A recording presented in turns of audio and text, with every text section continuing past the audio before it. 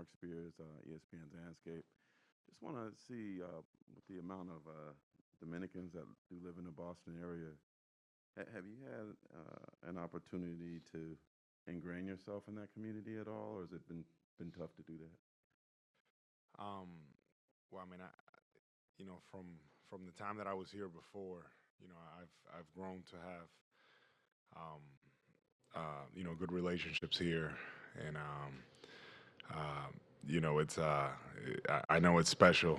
A lot of people here are enjoying, the ride of the group of our team. But yeah, it's fair to say that I've been, um, in contact with the community for sure. Any particular Um, restaurants, churches, nations? um, well, definitely, I have a list of restaurants, but I'm not gonna. I don't know if I'm gonna share that. Um, there's a lot of them here, though. There's a lot of them here. So some good go-tos. Not only here, but also in there's a small community, Lawrence, Mass, that it's a little further north. And then my church that I've been going here. But that's not only Dominican. It's you know all types of nationalities. Second row on the left, Mark Murphy. Mark Murphy, Boston Herald. Hey, Al. You talked about having a look at video of the last game. They did do a pretty good job of restricting your shots. What do you see? What do you think you can free up to do? Yeah, after looking at that, the one thing that that we all felt, not only for me in general, it's just us being able to be in in the right positions when guys are making plays and making sure that we're giving some of our guys outlets and the we just have better ball movement. We feel like those things will open things up. Not only for me but for all the other guys.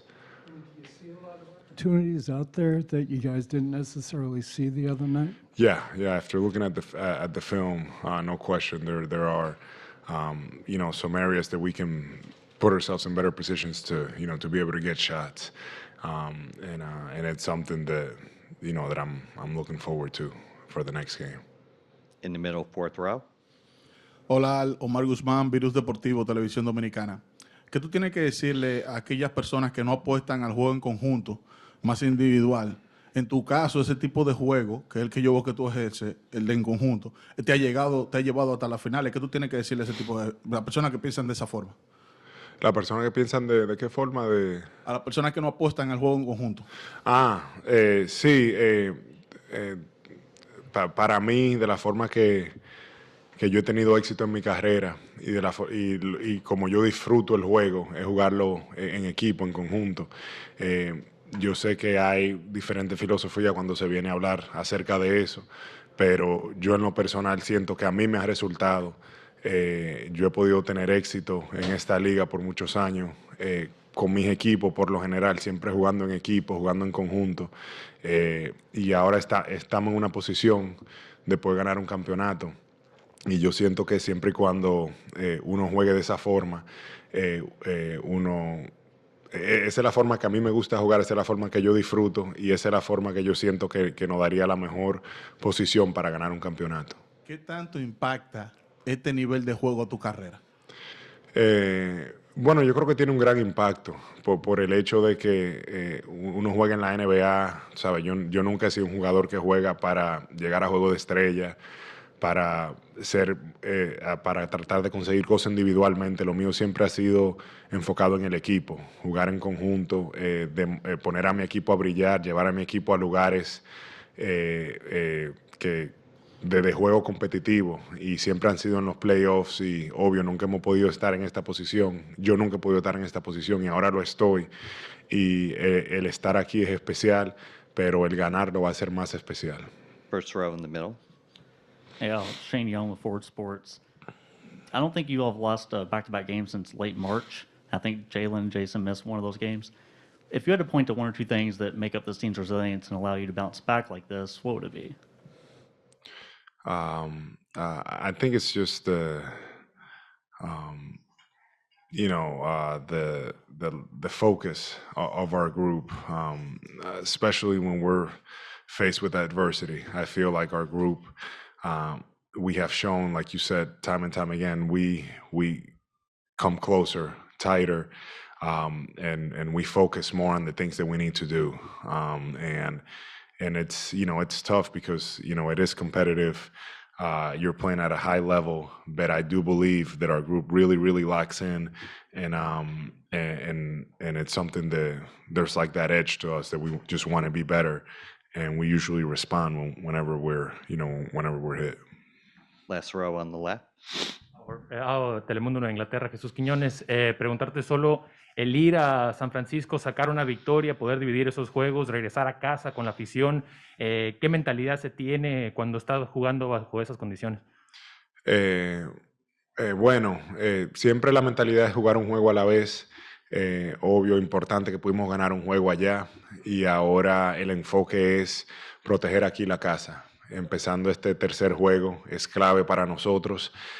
Nosotros sabemos que es un equipo que es muy explosivo, pero sí esa parte de ahí por lo menos nos puso en una posición de poder defender la casa. Y esa es la meta ahora mismo para nosotros, salir y tener un buen juego este tercer partido. On the left side, Sam Amick. Hi, Al. Sam Amick, The Athletic. I'm wondering, we've reached the point of the series where, that both teams have been sharing the same oxygen for 8-9 days at this point. Got more competitive in game two, a lot of intense moments, but you also have these relationships on both sides. Maybe Team USA, international play, where these guys well. Like, what's the mood at this point when it comes to, just that clash of facing the same humans day after day? Well, we've had some experience with that even in the past few series. Just with the amount of times that you're having to face and play and talk about and study, and that's just the way that the playoffs are, at this point. So obviously, I don't care for anybody else other but our team. I really don't. So my focus is on our group, and we have a job to do, and we're gonna go out there and try to do it as best we can. We'll take 2 more questions on the right. Al, Juan Nova Jr. de República Dominicana, un placer estar aquí. Al, has demostrado que la familia ante todo. Lo vimos desde pequeño cuando tu padre te llevaba a las canchas allá en Santo Domingo y ahora vemos a tu hijo contigo. En este momento tan como se encuentra el mundo, ¿qué mensaje le darías a toda la familia alrededor del mundo? Y también, ¿qué representa estar en unas finales por primera vez para un dominicano? Esa es la pregunta. Sí, bueno, para mí primeramente es Dios ante todo. Tú sabes, Dios me ha sido muy misericordioso conmigo, me ha puesto en esta posición para yo brillar y para yo estar en este lugar. Y es algo que me siento agradecido. Mi familia es algo muy importante para mí y poder compartir esto con mi hijo, con mis hijas, mi esposa, mis padres, es algo que me llena de mucha alegría, porque hay mucho sacrificio que viene con esta temporada. La gente no ve, no entiende, no percibe, pero son en el verano mucho tiempo trabajando fuera de la casa, durante la temporada por igual, y ahora en estos momentos que uno ha trabajado tan duro, uno poder gozarse con ellos y que ellos sean parte de esto, es algo muy especial para mí. Para mí un orgullo como dominicano estar en esta posición, en esta plataforma, representando a nuestro país. Es un sueño para mí. Yo de chiquito me acuerdo viendo las finales allá, las transmisiones de Ernesto Kranwinkel y todos esos grandes comentando de los juegos de Chicago y de todo su equipo. Y yo de niño emocionado, engranojado, soñando de tener una oportunidad un día, y la estoy viviendo ahora mismo, y de verdad que yo no me lo creo, pero me gozo, tú sabes, me gozo el momento, y yo sé que yo no solo represento a mí, a mi familia, yo represento a un pueblo y también a muchos de esos jugadores dominicanos que han venido antes de mí, y me han permitido estar en esta posición. No, un mensaje a la gente allá, que nos sigan apoyando, que los Celtics nosotros vamos a estar bien. Last question, first row on the right. Michael Pina from Sports Illustrated. Al, from your first stint with the Celtics to now, what growth have you seen from Jaylen Brown, and just how critical has his maturation been to this entire era of Celtics basketball? Huge growth from Jaylen. Jaylen, came in the league and everybody, knew the abilities, the potential that he had and all those things.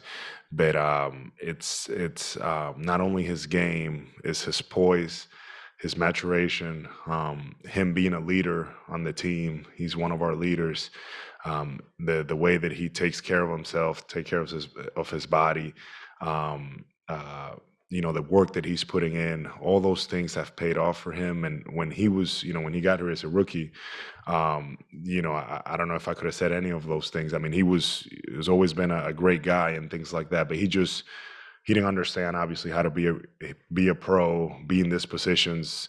He had some ability, but the growth that I've seen with him over the years, it's really impressive, and he continues to grow and improve. But just from him understanding on how to play team ball, how to embrace challenges. He has been challenged a lot this year, and he responds.